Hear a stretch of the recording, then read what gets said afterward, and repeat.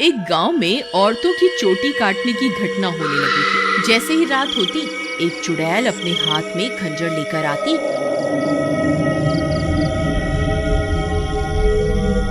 और जो भी औरत उसे सोती हुई मिलती, वह चुड़ैल उसकी चोटी काट कर वहां से चली जाती। किसी को ये समझ नहीं आ रहा था कि ऐसा क्यों हो रहा है।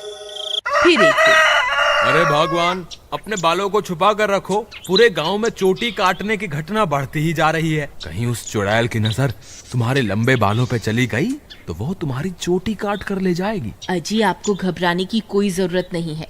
किसी चुड़ैल की इतनी हिम्मत कहाँ कि वो मेरी चोटी को हाथ भी लगा सके। अच्छा, ये बात है। जैसी तुम्हारी मर्जी। मेरा काम था तुम्हें होशियार करना। अगर चोटी कट गई तो फिर मेरे पास रोते हुए मत आना। इतना बोलकर भीमा वहां से चला जाता है। फिर रात होने पर वह चोटी काटने वाली चुड़ैल फिर से गांव में आती है। वह अपने शिकार को इधर उधर ढूंढ रही होती है। तभी उसे एक घर की खिड़की से एक औरत सोती हुई दिखाई देती है। वह चुड़ैल उस घर में घुस जाती है और उस औरत की चोटी काट लेती है। जैसे ही औरत की चोटी कटती है, उसकी नींद खुल जाती है। हे भगवान, ये चुड़ैल अंदर कैसे आ गई? हाय, मेरी चोटी कहाँ गई? अरे मर गई रे, इसने तो मेरी चोटी काट ली। तभी वह चुड़ैल उसकी चोटी को लेकर वहां से उड़ जाती है। तभी वह औरत उसका पीछा करती है, लेकिन वह चुड़ैल अंधेरे में कहीं गायब हो जाती है। तभी उसका पति भी उसके पीछे पीछे वहां आ जाता है। क्या हुआ मीना, तुम अचानक इतनी रात को यहाँ क्यों भाग कर आ गई? देखिए ना, इस चुड़ैल ने मेरी चोटी ही काट दी और न जाने अंधेरे में कहाँ गायब हो गई है। हे भगवान, ये क्या हो गया? तुम तो ठीक हो ना? उसने तुम्हें तो कोई नुकसान नहीं पहुंचाया ना? फिर वे दोनों उदास मन से वापस अपने घर आ जाते हैं।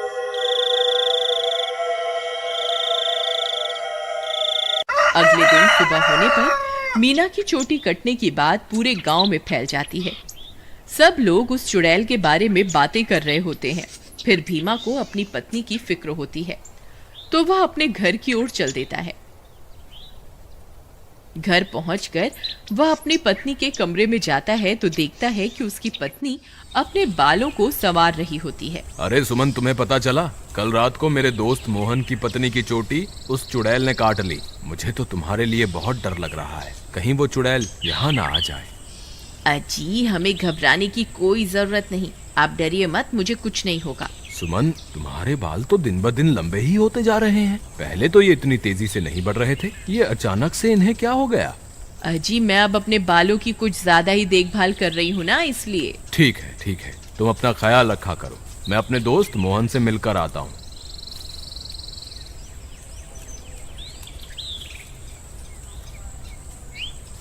अरे भाई मोहन, तुम कैसे हो? भाभी के बारे में पता चला, सुनकर बहुत दुख हुआ। क्या बताऊं भीमा भाई, जब से मीना की चोटी कटी है उसका तो रो रो कर बुरा हाल है। और बताओ, सुषमा भाभी तो ठीक है ना?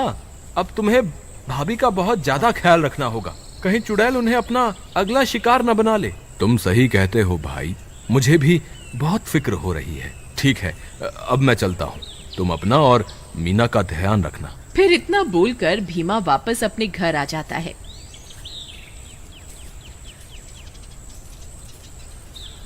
रात होने पर भीमा सो रहा होता है। अचानक उसे चीख सुनाई देती है। उसकी नींद खुल जाती है। वह इधर उधर देखने लगता है। सुमन कमरे में नहीं होती। वह बहुत डर जाता है। सुमन, कहाँ हो तुम? सुमन, कहाँ हो तुम? अरे, मैं तो लुट गई, बर्बाद हो गई। ये चुड़ैल तो मेरी चोटी काट कर ले गई। हाय, मैं तो लुट गई। अरे, ये किसकी आवाज है? लगता है चुड़ैल ने फिर से किसी औरत पर हमला कर दिया है। मुझे बाहर जाकर देखना होगा।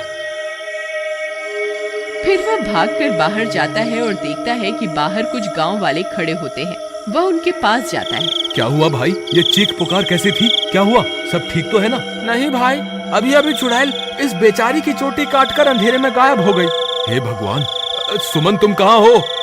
मुझे वापस घर जाना चाहिए। फिर वह वापस अपने घर की ओर दौड़ पड़ता है। जब वो घर पहुंचता है तो देखता है कि सुमन अपने बालों को सहला रही होती है।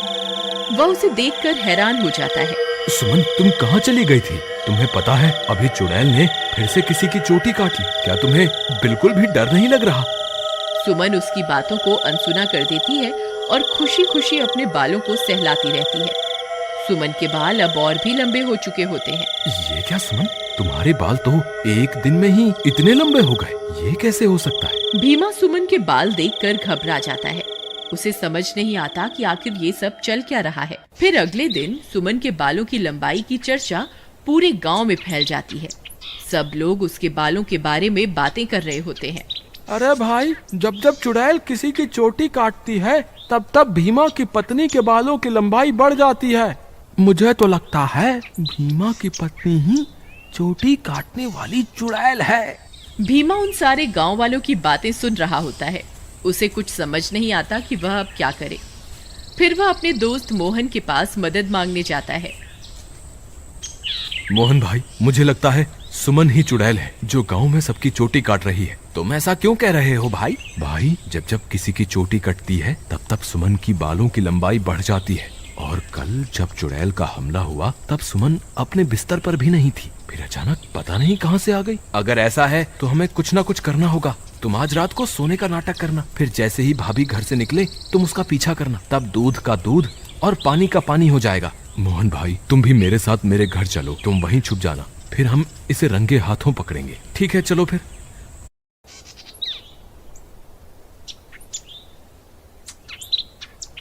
फिर वे दोनों भीमा के घर आ जाते हैं और मोहन अलमारी के पीछे छुप जाता है। रात होने पर भीमा सोने का नाटक करता है। तभी सुमन उठती है और घर से बाहर निकल जाती है। भीमा भाई उठो, देखो भाभी घर से बाहर निकल गई है।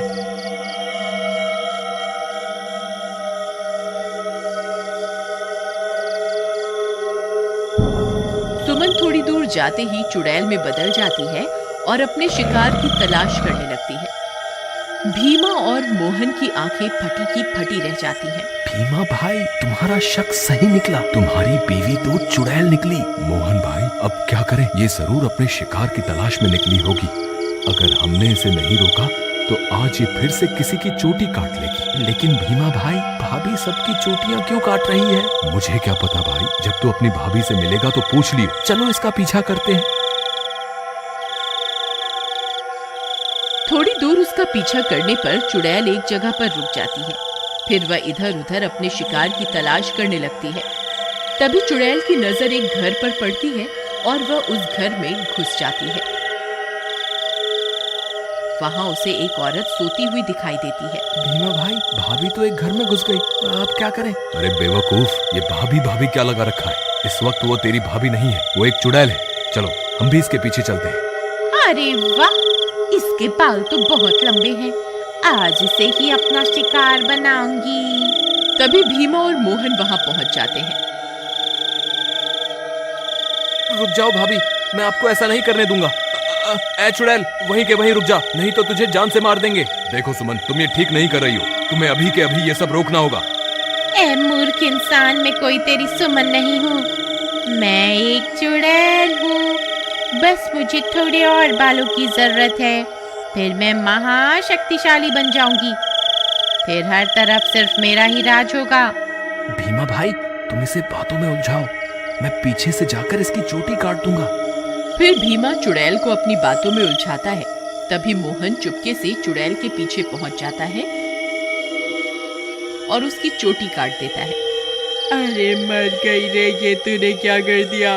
मेरे सारे कराए पर पानी फेर दिया। चोटी कटते ही चुड़ैल की सारी शक्तियां खत्म हो जाती हैं और सुमन चुड़ैल के चंगुल से आजाद हो जाती है। अरे भाभी, आप वापस आ गई?